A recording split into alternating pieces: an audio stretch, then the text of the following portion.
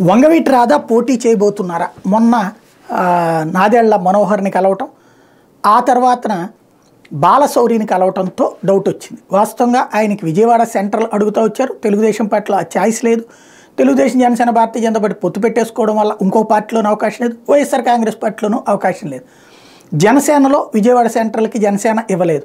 కాబట్టి ఆయన పరిస్థితి ఏంటి అంటే వేరే చోట్లకి ఇంతకుముందు వెళ్ళనన్నారు ఎక్కడికి కూడా.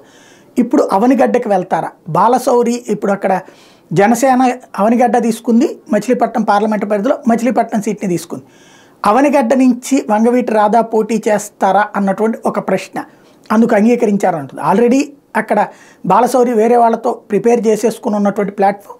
మరి వంగవీటి రాధాని తీసుకొస్తే అక్కడ గెలవగలవన్నటువంటి నమ్మకం ఉంటే బాలశౌరి పవన్ కళ్యాణ్ ఒప్పిస్తే జరుగుతుంది. మరి నాదెళ్ల మనోహర్ పిలిపిస్తే వెళ్ళారు, లేకపోతే ఈయనే కలిసి అక్కడ ఇప్పించమని అడిగారా? ఆ తర్వాత బాలశౌరిని కలవడంతో ఈ అనుమానాలకి తావిస్తోంది.